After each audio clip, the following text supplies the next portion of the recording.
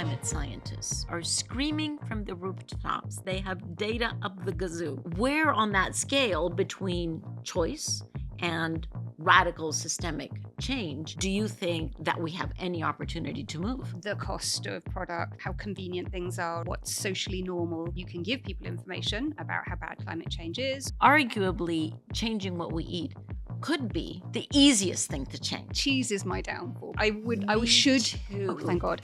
Paul just had a vegan pizza and said it was great. There is something called the status quo bias, which is that basically people just don't really like to change. They just go with the flow, the norm.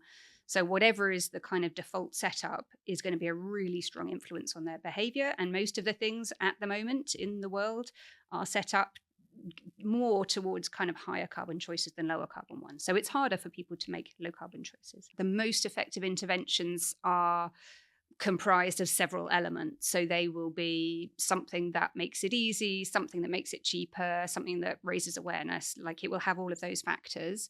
But there are some interventions that certainly work better than others.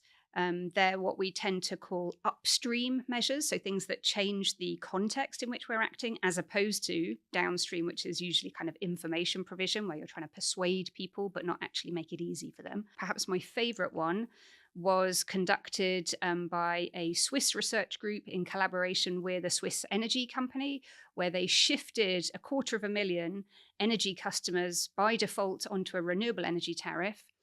And speaking of the status quo bias, about 90% of those people stuck with that tariff at least 4 years later, even though it was costing them a little bit more to get green energy. When they had to opt in to get the renewable tariff, only 3% did that. So the difference between 3% and 90% is giant.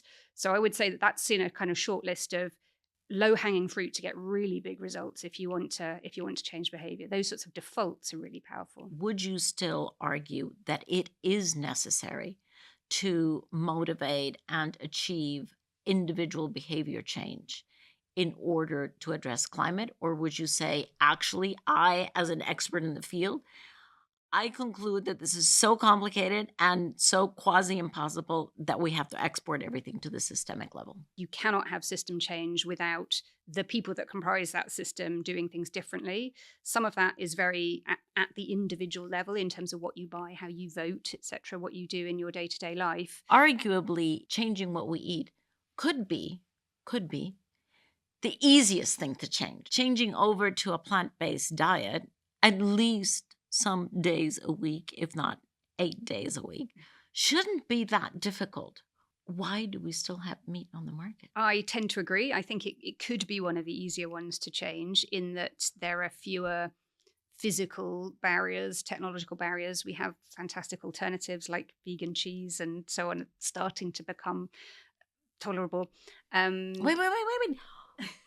Paul just had a vegan pizza and said it was great. I think Tom said it was great. When you say starting to become tolerable, I think your future in the advertising industry is constrained. Okay, cheese is my downfall, basically. Like I should. Too. Oh, thank God. Yes, I should be a too. vegan, but it's just not there yet, is it? Should is never a word in advertising. No, but sorry, we interrupted you because you Okay. were actually going to give us something much more, much deeper than the Don't say fact that we meteor. both Don't love say meteor. cheese. So it is the case that cost is sometimes a barrier. Like plant-based options can be more expensive. Availability is an issue in some cases, in some places or some regions. We know, like food deserts, there are just people that are reliant on not very good quality processed food from, in their local shop. Also a lack of knowledge and awareness about kind of how to prepare plant-based foods. So we're looking at that at the moment and how to kind of overcome some of those skills gap that people may have, how to prepare plant-based meals.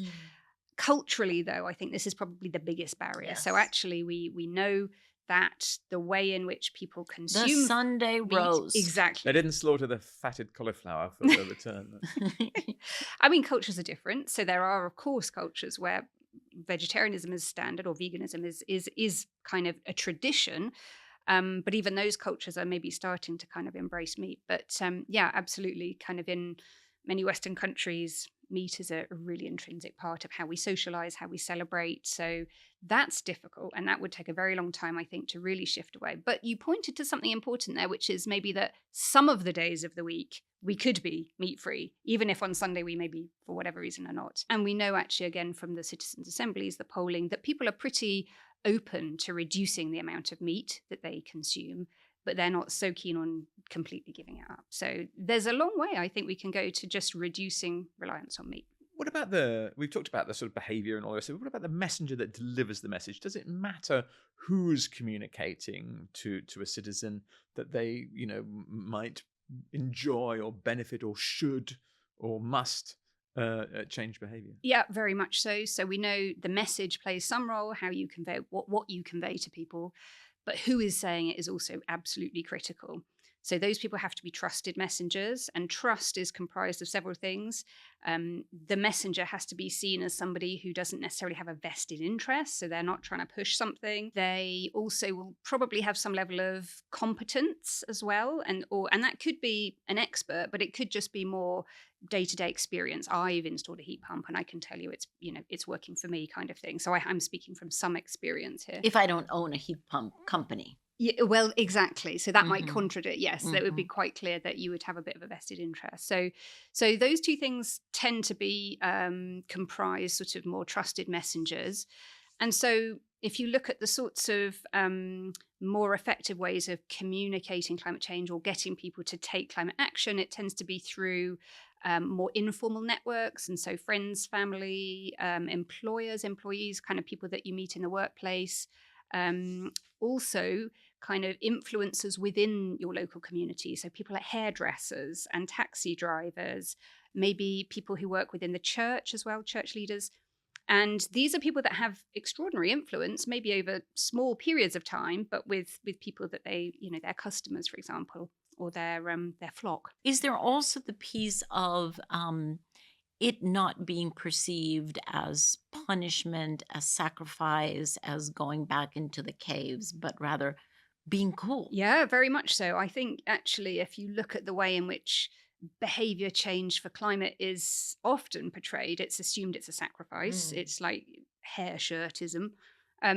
And to some extent, that can be true because it can be more expensive, or it can mean giving up some things. But very often there are co-benefits, actually. And so most of the things we can do on climate change have tangible co-benefits for individuals. They can improve health, well-being, mental health. So if the more we can talk about, actually, this is potentially making you happier, this is about improving your quality of life, and the evidence is there that it does that, I think, yeah, we're onto something to challenge this narrative that it's about sacrifice. So maybe turn the tables completely around and say, yes, your health first. And the co-benefit actually is decarbonization. So Yeah. it's not that health is the co-benefit of climate, but rather turn it around completely. I think so. Yeah, exactly. Most people want to do the right thing, but they want it to be relatively easy.